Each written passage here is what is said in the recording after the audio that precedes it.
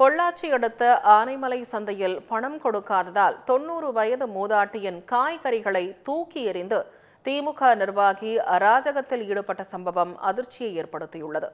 இது தொடர்பான கூடுதல் தகவல்களை செய்தியாளர் மூர்த்தியிடம் கேட்கலாம். வணக்கம் மூர்த்தி, திமுக நிர்வாகி செய்யும் அடாவடிகளை விரிவாக பதிவு செய்யலாம். பொள்ளாச்சியை அடுத்த ஆனந்தை பகுதியில் உள்ள சந்தையை ஆலமலை திமுக தகவல் தொழில்நுட்ப அணி ஒருங்கிணைப்பாளர் சந்தோஷ்குமார் உள்ளிட்ட 3 குற்றங்களை எடுத்துள்ளனர். ஆனமலை சந்தையை குற்றத்தை கொடுத்துள்ளதால் அந்த கடை போட்டு இருக்கும் அனைவரிடமும் வசூல் செய்வது வழக்கம். இந்நிலையில் அதே சந்தையில் கடும் வறுமைக்கு தள்ளப்பட்ட வயிற்றுப்பிள்ளை பிடிப்பதற்காக 90 வயது மதிப்பிடத்தக்க மூதாட்டி ஒருவர் கூடு கட்டி 5 ரூபாய்க்கு காய்கறிகளை விற்பனை செய்துள்ளார். பெரிய லாபம் இல்லாமல் சுயம் முதலீடு வைத்து பல்வேறு உடல் உபாதைகளோடு வயது முதிர்ந்த காலத்திலும் அன்றாட உணவு தேவைக்காக ஒழித்து காத்திருக்கும் வகையில் ஆனமலை சந்தையில் 5 ரூபாய்க்கு கூறு கட்டி விற்பனை செய்யும் மூதாட்டி சந்தை பிளாட்பாரத்தில் சிறிய அளவில் காய்கறி கூறி விற்பனை செய்துள்ளார்.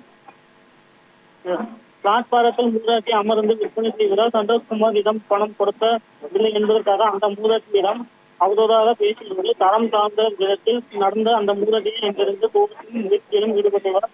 இது குறித்து மூதாட்டி தன் நிலையை எடுக்கும் குறித்தும் ஒருவேளை உணர்வுக்காக கடை வைத்திருப்பதாக கூறியும் சற்றும் காதில் வாங்கிக் கொள்ள சந்தோஷ்குமார் வயது முதிர்ந்த மூதாட்டி விற்பனைக்காக வைத்திருந்த பொருட்களை சந்தையில் தூக்கி எறிந்தார்.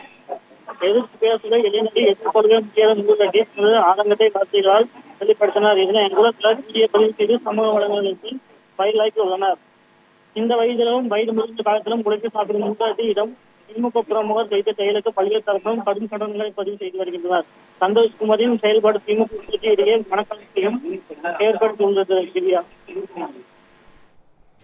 விவரங்களுக்கு நன்றி மூர்த்தி.